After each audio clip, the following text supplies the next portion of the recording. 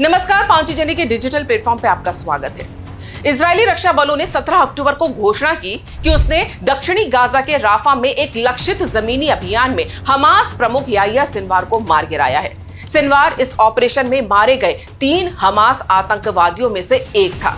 जब वह इजराइल के जेल में था तब इजराइल ने उसका डीएनए सैंपल लिया था। इसी डीएनए सैंपल से इजराइल ने मिलान कर सिनवार की मौत की पुष्टि की। आखिर याह्या सिनवार कौन था जिसकी मौत पर पूरा इजराइल जश्न मना रहा था, और क्यों उसे खान यूनिस का कसाई कहा जाता है, और वो इजराइल की जेल कैसे पहुंचा था? याह्या सिनवार को कई नामों से जाना जाता है। उसे कोई हमास का ओसामा बिन लादेन कहता है तो कोई खान यूनिस का जल्लाद। इजराइल उसे आतंक का हिटलर कहता था। वो इतना क्रूर था कि हमास से गद्दारी और इजराइल से वफादारी के शक में फिलिस्तीनियों तक को तड़पा तड़पा कर मारता था। वो बच्चों के साथ खुलेआम बंदूकों की नुमाइश करता था। उनकी मासूमियत को आतंक के जहर से मार डालता था। उसके बाद बच्चों पर ज्यादती का पूरा इल्जाम इजराइल पर लगाता था। गाजा में फैला टनल नेटवर्क उसकी ताकत थी, जिसमें उसके कई राज आज भी दफन हैं।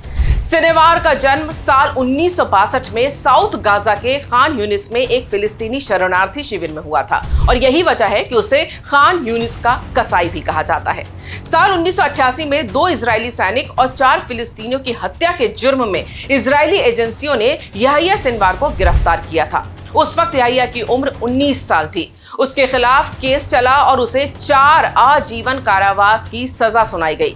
लेकिन साल 2011 में इजराइल और हमास के बीच हुई एक डील के तहत उसे रिहा कर दिया गया। कुल 22 साल वो इजराइल की जेल में रहा। साल 2015 में अमेरिकी विदेश विभाग ने उसको ग्लोबल टेररिस्ट घोषित किया था। याह्या सिनवार की क्रूरता के कई किस्से कुख्यात हैं। एक बार इजराइल के लिए जासूसी करने के शक में उसने एक शख्स को जिंदा दफना दिया था। भयावह बात यह है कि इसके लिए उसने कुदाल का इस्तेमाल नहीं किया था, बल्कि चम्मच से कब्र खोदने का आदेश आरोपी के भाई को ही दिया था। साल 2015 में उसने हमास में एक कमांडर को बुरी तरह से मौत दी थी। उस पर समलैंगिकता और रुपयों की हेराफेरी का आरोप था। 7 अक्टूबर 2023 के हमले के समय याह्या गाजा पट्टी के अंदर हमास का प्रमुख था, और उसने ही इजराइल पर हमले का आदेश दिया था। हमले में 1200 लोग मारे गए थे और 251 लोगों को अगवा कर लिया गया था, और तभी से वो इजराइल के निशाने पे था। उसके मारे जाने पर इसीलिए आज पूरा इजराइल जश्न मना रहा है। याह्या सिनवार की हत्या हमास के लिए इतना बड़ा झटका है कि उसके अस्तित्व पर भी संकट आ गया है। इजराइल का युद्ध का उद्देश्य शुरू से ही हमास को इस दुनिया से मिटा देना रहा है।